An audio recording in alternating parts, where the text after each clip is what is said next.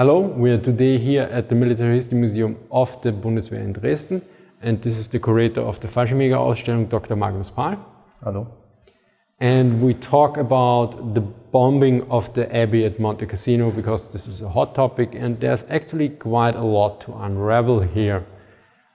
So one aspect that you told me about it, that the Germans themselves put Monte Cassino and the Abbey into the front line because they could have chosen not to use it, right? Yes, that's right. That's a direct order from Hitler himself, from the highest level of command.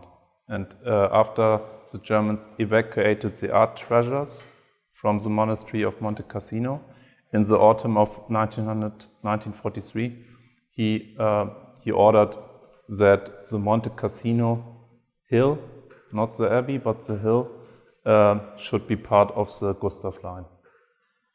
But there's often the mention that the Germans themselves didn't put their troops into the Abbey, only below it. Is this correct or is this debated?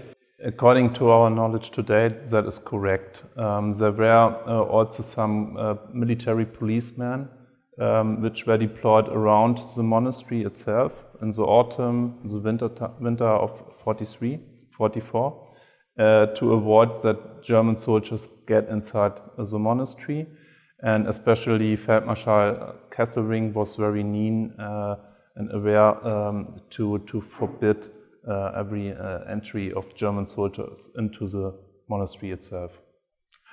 I think you mentioned that Hitler himself made some kind of comment about the bombing or the potential bombing of the Abbey in relation to the church. Not directly towards the Abbey itself, but Hitler's attitude towards the Roman Catholic Church was, in a general picture, of course, he was very critical towards the Roman Catholic Church, and there are some protocols of the daily briefing conferences, military briefings, and Hitler stated, for example, in the summer of 43, that even the Vatican was not holy for him at all, because he said, okay, we go inside and pull out all those Catholic Church members out of the Vatican, even the Pope maybe, during a briefing during a conference in the summer of 43.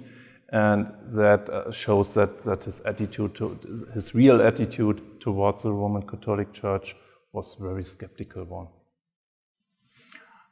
There was another element to this. So the Allies decided to basically at one point decided to bomb the Abbey. They knew that the Germans pulled out the treasures of the Abbey already, or what was the situation? Yes, I think that maybe influenced the decision to bomb the Abbey itself, because it was highly disputed among the Allied commanders to do so. And nobody, of course, in some kind of blame game, wanted to be responsible for giving the order to bomb Monte Cassino, because the whole Western world knew in 44 that this was a holy ground, and the Abbey itself was more than 1,000 years old, and nobody wanted to be the one who said, okay, we bombed the monastery. And shortly after the bombing, the blame game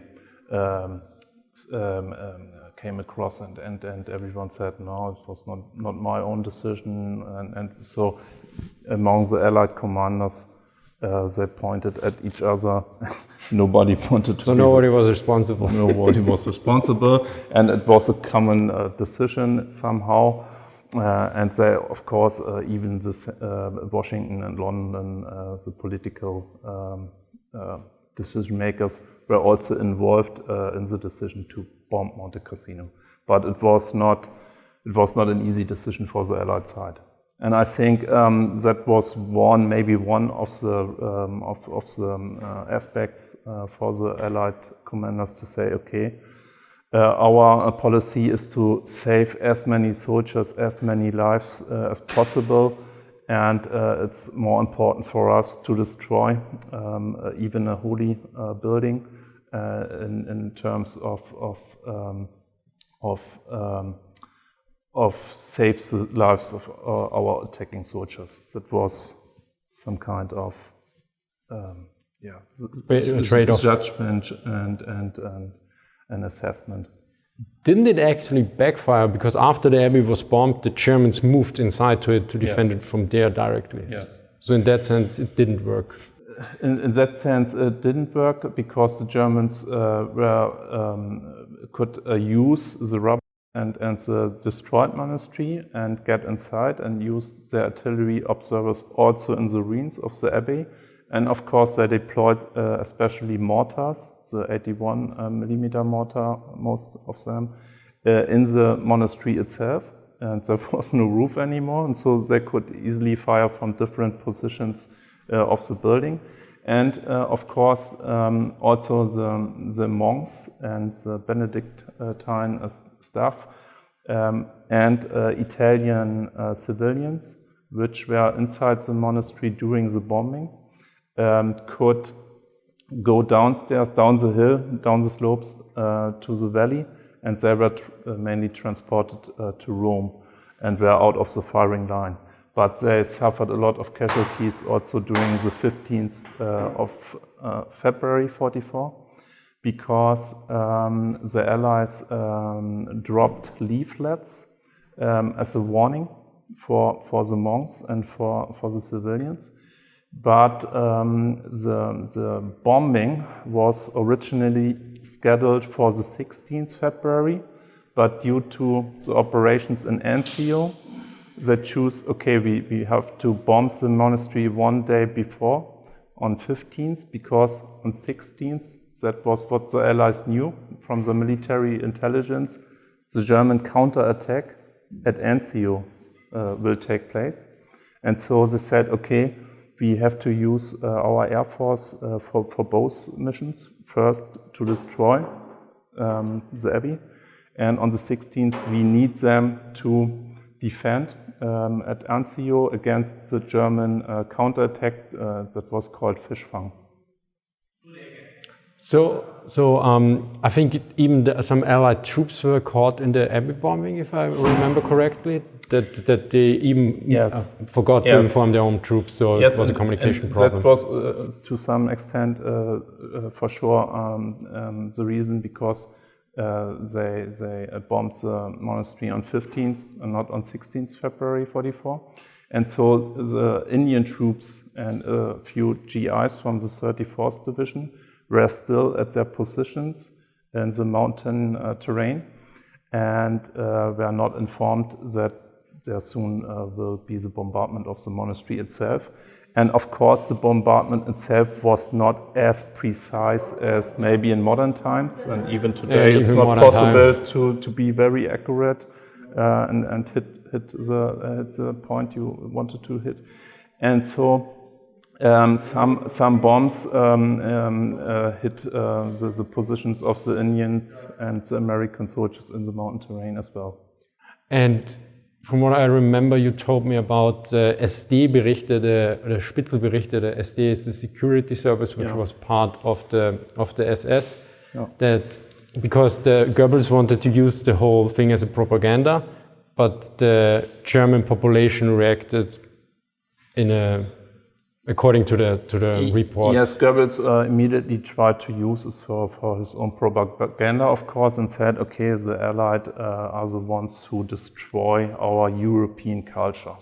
And they even do not spare holy grounds like the Abbey.